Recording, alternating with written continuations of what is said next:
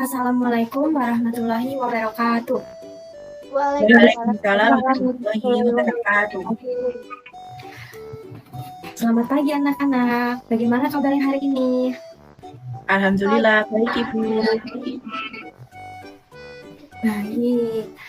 Sebelum kita memulai pembelajaran, mari kita berdoa terlebih dahulu ya kepada Mbak Sabita. Coba dipimpin Pak ya. Baik Ibu. Mari teman-teman, sebelum pembelajaran dimulai, kita berdoa terlebih dahulu. Berdoa dimulai. Berdoa selesai. Terima kasih kepada Mbak Sabita. Lanjut, sebelum kita belajar, biar semangat, kita bernyanyi dulu ya. Baik. Gimana nih anak-anak, masih pada semangat? Masih. Sebelumnya, apakah PowerPoint Ibu terlihat? Sudah Bu. Baik. Hari ini kita akan mempelajari tentang ide pokok paragraf, perkembangbiakan tumbuhan dan ASEAN. Tema 1, selamatkan makhluk hidup. Subtema 1, tumbuhan sahabatku, pembelajaran 1. Muatan yang akan kita bahas yaitu bahasa Indonesia, IPS, dan IPA. Untuk anak-anak, ini kira-kira gambar apa ya? Apakah adik-adiknya? Ya Bu. Ini gambar apa ya? Orang yang sedang berkebun. Ya benar. Ini adalah gambar yang sedang berkebun. Lalu setelah mengetahui manfaat tumbuhan bagi kehidupan, mari kita belajar lebih jauh mengenai perkembangbiakan tumbuhan. Cermati kisah Edo berikut. Liburan sekolah telah tiba. Edo mengunjungi pamannya di desa. Dia seorang petani jagung. Edo datang ke rumah pamannya tidak untuk berlibur saja. Edo juga ingin belajar. Ibu guru memberikan tugas selama liburan. Ibu guru ingin anak-anak memberikan laporan tentang satu hal yang menarik dan bermanfaat yang dilihat selama liburan. Edo ingin mengetahui tentang tanaman jagung, terutama tentang perkembangbiakannya. Setelah mencermati kisah Edo, mari kita lihat hasil laporan pengamatan Edo. Cermati pada buku halaman 2-3 ya anak-anak yang berjudul Bagaimana Jagung Berkembang Biak. Ibu beri waktu 5 menit ya untuk membaca. Baik Bu. Bagaimana anak-anak, apakah sudah selesai membacanya? Sudah Bu. Sudah Bu. Sudah Bu. Baik, kalau begitu. Di sini Ibu ada pertanyaan nih. Kan tadi sudah membaca tentang teks laporan berjudul Bagaimana Jagung Berkembang Biak. Nah, kalian bisa nggak nih untuk menemukan ide pokok dari paragraf 1 sampai 5? Coba Mbak Sabita, paragraf 1 dan 2 dan 3. Apa nih ide pokoknya? Paragraf 1, ide pokoknya, jagung adalah salah satu makanan pokok di Indonesia. Terus paragraf 2, ide pokoknya, perkembangbiakan jagung dengan biji. Terus paragraf 3, ide pokoknya, bunga jagung. Bagus. Lalu ada Mbak Inas, bisa menjawab paragraf 5? Bisa Bu. Paragraf 4, ide pokoknya adalah perkembangbiakan bunga jagung sampai menjadi jagung. Paragraf kelimanya pemanfaatan jagung untuk manusia dan petani Bu. Bagus, benar jawabannya. Nah, lalu kita masuk ke pembiakan. Salah satu contoh tumbuhan yang berkembang biak dengan bunga adalah tumbuhan jagung. Tepung sari pada bunga jagung akan terbang terbawa angin ketika angin bertiup. Tepung sari yang terbawa angin sebagian akan jatuh di kepala putih yang terletak di bagian bawah bunga pada pohon jagung yang lain. Ketika itulah terjadi pembuahan. Perkembangan ini dinamakan perkembangbiakan generatif. Tahukah kamu bagaimana proses perkembangbiakan generatif? Nah, ini bagian-bagian bunga. Coba Mbak Nabila, apa saja nih bagian-bagian bunga? Ada mahkota bunga, kepala sari, benang sari, putih, tangkai putih, kelopak, dasar bunga, bakal biji, dan tangkai bunga. Bagus. Lalu, setelah kita mengetahui bagian-bagian bunga, pastinya kita harus mengetahui perkembangbiakannya. Jadi ada proses perkembangbiakan generatif. Yang pertama yaitu perkembangbiakan generatif secara kawin dilakukan melalui proses penyerbukan dan pembuahan. Lalu kemudian perkembangbiakan generatif pada tumbuhan diawali dengan penyerbukan, yaitu melekatnya atau jatuhnya serbuk sari ke kepala putik. Setelah terjadinya penyerbukan, pada serbuk sari tumbuh bulu serbuk sari yang menuju ke ruang bakal biji. Kemudian serbuk sari akan masuk ke ruang bakal biji melalui bulu serbuk sari. Lalu di dalam ruangan bakal biji terjadi pembuahan, yaitu peleburan serbuk sari atau sel kelamin jantan atau spermatozoid dengan kepala putik, sel kelamin betina atau sel telur. Hasil dari pembuahan adalah zigot. Zigot berkembang menjadi lembaga. Bakal biji berkembang menjadi biji dan bakal buah. Kemudian bakal buah berkembang menjadi daging buah. Lembaga yang berada di dalam biji merupakan calon tumbuhan baru. Tumbuhan yang berkembang biak secara generatif antara lain padi, mangga, durian, dan jambu. Bunga yang indah bukan hanya tumbuhan di Indonesia. Negara-negara lain seperti negara tetangga juga memiliki bunga yang cantik. Karena kondisi geografis yang hampir sama, bunga yang tumbuh tidak jauh berbeda jenisnya. Perhatikan jenis-jenis bunga yang tumbuh di negara-negara tetangga. Bunga kembang satu tumbuh di Indonesia dan Malaysia. Bunga ini dapat digunakan sebagai pewarna. Di Malaysia, bunga ini dinamakan bunga raya dan merupakan bunga nasional. Bunga Kamboja merupakan bunga yang digunakan sebagai pelengkap tari, dekorasi upacara, dan penyambutan tamu. Negara Laos menyebutkan dorcham. Bunga Kamboja merupakan bunga nasional digunakan sebagai dekorasi upacara keagamaan dan upacara selat datang. Malaysia, Laos, dan Indonesia hidup berdampingan. Meskipun berbeda negara, namun ketiganya memiliki persamaan dalam kehidupan sosial dan budaya. Masih banyak negara lain yang memiliki kesamaan. Oleh sebab itu, mereka menggabungkan diri dalam satu organisasi yang bernama ASEAN, yaitu Persatuan Negara-Negara se-Asia Tenggara. Berikut adalah 10 negara ASEAN, ada Myanmar, Laos, Thailand, Vietnam, Kamboja, Malaysia, Filipina, Singapura, Brunei Darussalam, dan Indonesia. ASEAN adalah sebuah organisasi internasional yang beranggotakan negara-negara di kawasan Asia Tenggara.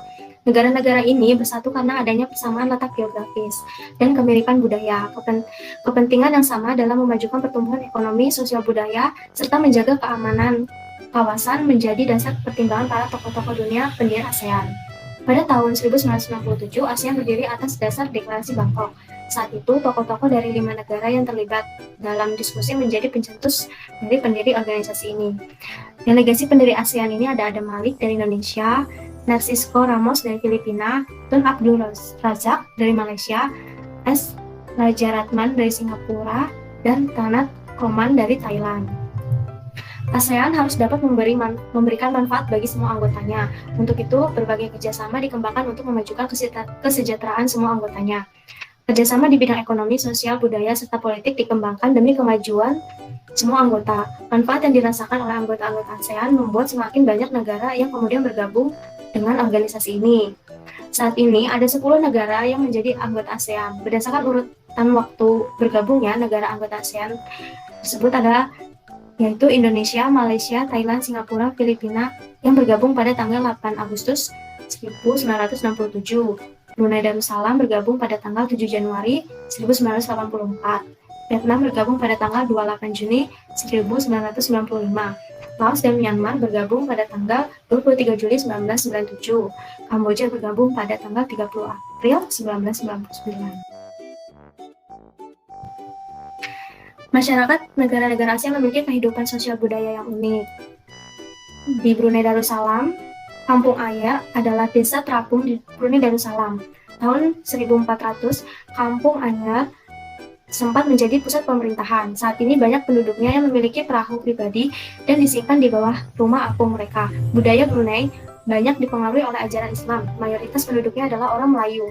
Kata Brunei berasal dari kata nah baru yang diucapkan oleh Awang Alak, Tatar, penemu negara ini. Kata Darussalam berarti tempat yang damai atau rumah. Malaysia. Patung Dewa Murungga di Malaysia merupakan patung berukuran 42,7 meter. Patung ini terletak di Batu Chaves, gua yang merupakan salah satu kuil Hindu di luar India, yang berarti yang paling populer, yang didedikasikan untuk Dewa Murunggu. Malaysia memiliki kota yang bernama Georgetown, yaitu kota yang terdaftar dalam UNESCO World Heritage. Kota ini terletak di Pulau Penang. Yorkton adalah kota yang memiliki ragam jenis budaya, banyak gedung peninggalan masa Eropa, dan bangunan bernuansa Melayu Tionghoa. 3 kaum utama di Malaysia adalah Melayu, Cina, dan India. Musik tradisionalnya banyak dipengaruhi oleh budaya Cina, Islam, India, dan Indonesia. Makanan khasnya adalah nasi lemak. Di Filipina, memiliki budaya, yaitu merupakan hasil perpaduan antara budaya Barat dan Timur. Kehidupan budayanya dipengaruhi oleh budaya Melayu, Cina, dan Spanyol. Bahasa Filipina adalah bahasa nasional dengan bahasa Inggris sebagai bahasa pengantar untuk urusan perdagangan atau pergaulan. Ada 8 dialek utama yang digunakan oleh masyarakat Filipina, yaitu Tagalog, Cebuano, Ilocano, Hiligano atau Ilocos, Bicol, Waray, Pampango, dan Pangisane.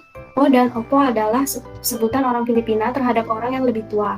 Mereka memanggilnya dengan menggunakan kata-kata kuya, ate, manong, atau manang, yang menunjukkan rasa penghormatan. Jabat tangan adalah bentuk salam yang paling sering dijumpai di Filipina.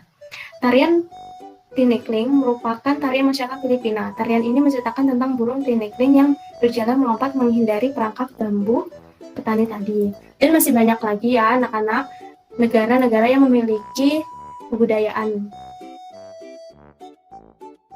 Nah, selanjutnya ada tugas nih. Nanti tugasnya dikirim di grup WhatsApp ya. Jadi tugasnya itu menentukan 2 negara yang akan kamu cari informasinya lebih dalam lagi. Lalu, kalian bisa nulis masing-masing karakteristiknya di lingkaran sesuai dengan negaranya. Jadi, di tengah lingkaran, kamu dapat menemukan persamaan karakteristik yang dimiliki oleh kedua negara. Jadi, kalau 2 negara memiliki kesamaan, jadi nulisnya di tengah-tengah. Tapi kalau perbedaannya, dia di luar lingkaran. Apakah anak-anak mengerti tugasnya? Mengerti, Bu. Mengerti, Bu. Oke.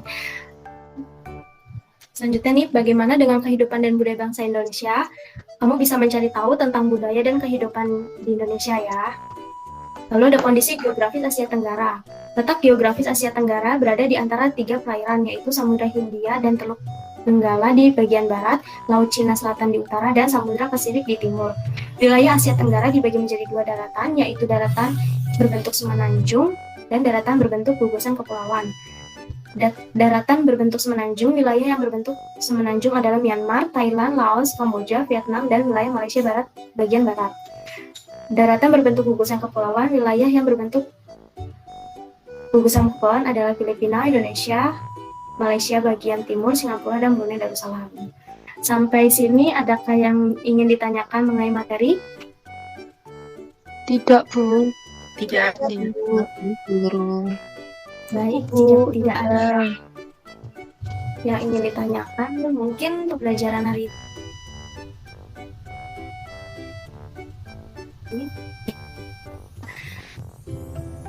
nanti masih ada yang ditanyakan atau kurang jelas tentang tugasnya bisa ditanyakan di grup WhatsApp ya.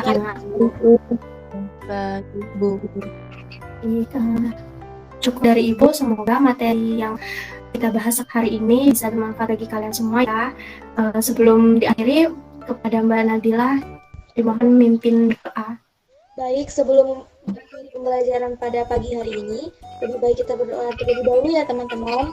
Berdoa dimulai. Berdoa selesai. Baik, terima kasih Mbak Nabila. Cukup ya teman-teman semua. Sekiranya sudah tidak ada yang ditanyakan lagi dan sudah selesai, Ibu akhiri. Mohon maaf bila ada kesalahan atau kekeliruan. Sekian dari Ibu. Wassalamualaikum warahmatullahi wabarakatuh. Waalaikumsalam. Waalaikumsalam warahmatullahi wabarakatuh.